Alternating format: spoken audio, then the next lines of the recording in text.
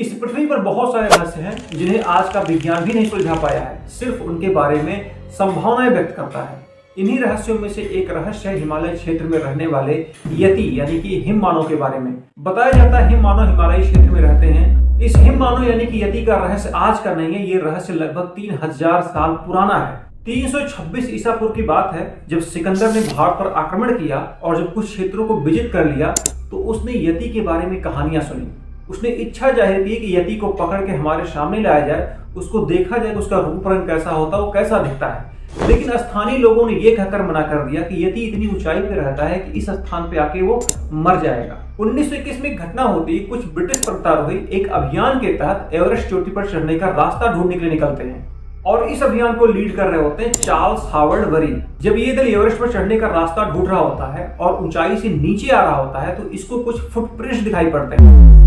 Footprints बहुत ही विशाल रहते हैं, बहुत ही बड़े होते हैं, जो कि सामान्य जीव से वो मैच नहीं खाते हैं। जब इस फुटप्रिंट्स के बारे में हावर्ड वरी से पूछा जाता है तो उनका ओपिनियन लोगों से डिफरेंट रहता है। वो इसे ना तो हिम मानव कहते हैं ना ही यति कहते हैं। वो बताते हैं कि ये भेड़ियों के पदचिन्ह के निशान है जो कि सामान्य जंगलों में मिलने वाले भेड़ियों से काफी विशालकाय हैं। हालांकि इस पदचिन्ह के बारे में जब स्थानीय गाइड और लोगों से पूछा गया तो उन लोगों का ओपिनियन उस चिन्ह को लेकर अलग था। जब उस फुटप्रिंट्स के बारे में स्थानीय गाइड स्थानीय लोगों से पूछा गया तो उन लोगों ने बताया ये किसी भेड़िया या किसी लोमड़ी के निशान नहीं है, बल्कि ये मेटोकांगमी के निशान है। मेटोकांगमी वहां का स्थानीय नाम है जो कि बहुचर्चित नाम यति या फिर हिम मानव है। इस घटना के 30 साल बाद 1951 में ब्रिटिश का एक और पर्वतारोही दल एवरेस्ट पर चढ़ने का रास्ता ढूंढने के लिए निकलता है, जिसमें पर्वतारोही एरिक शिफ्टर और माइकल वार्ड ने लगभग 15,000 फीट की ऊंचाई पर और 1 किलोमीटर के दायरे में फैले हुए बड़े बड़े पदचिन्हों को देखा। और ये पदचिन्ह बर्फ में इस्तेमाल की जाने वाली कुल्हाड़ी से कहीं ज्यादा बड़े थे।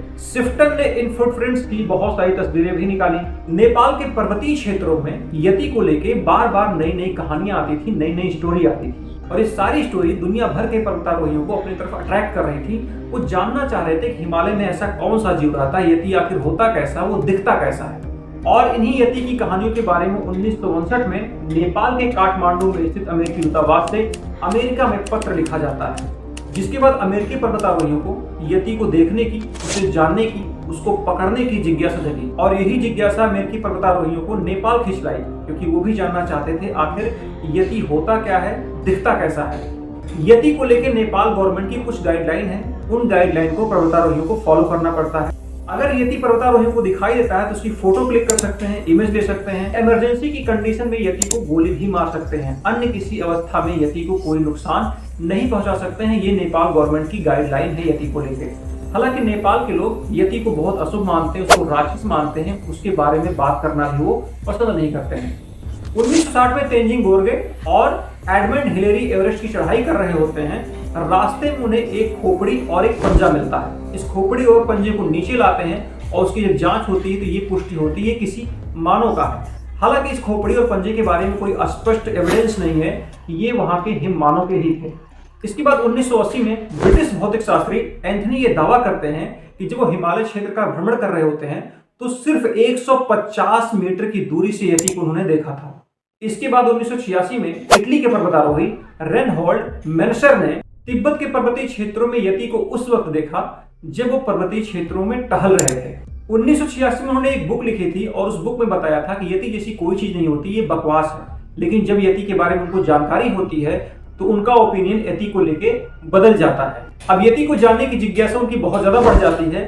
वो 12 साल में लगभग 20 बार हिमालय क्षेत्र की यात्रा करते हैं और उन 20 बार में उनको कभी यति से सामना नहीं होता है, जिसके बाद फिर उनका ओपिनियन बदलता है और वो कहते हैं यति जैसी कोई चीज नहीं होती है। 2019 में इंडियन आर्मी ने अपने ऑफिशियल ट्विटर अकाउंट पे एक फोटो साझा की। उस फोटो के साथ इंडियन आर्मी ने मेंशन किया हुआ था जब वो मकालू बेस पे थे तो उन्होंने यति के फुटप्रिंट्स को बहुत दूर तक देखा जो कि आम आदमी से बहुत बड़े थे। हालांकि यति की मिस्ट्री को लेकर जब दलाई लामा से पूछा जाता है कि यति क्या चीज है, ये पर्वतीय क्षेत्रों में मिलने वाला हिम मानव क्या है, तो वो स्पष्ट रूप से मना कर देते हैं ये कोई हिम मानव नहीं है, ये पर्वतीय क्षेत्रों में रहने वाला विशालकाय एक भालू है, इससे ज्यादा और कुछ नहीं है। बाकी उसके बारे में जो भी कुछ है सिर्फ कहानियां हैं। अगर हम यति के साक्ष्य के बारे में बात करें तो हमारे पास साक्ष्य के रूप में कुछ फुटप्रिंट्स की इमेज है, कुछ कहानियां हैं और इससे ज्यादा कुछ नहीं है। हमारे पास कोई वीडियो एविडेंस नहीं है, कोई क्लियर फोटो नहीं जिससे यह स्पष्ट हो पाए कि ये हिम मानव है।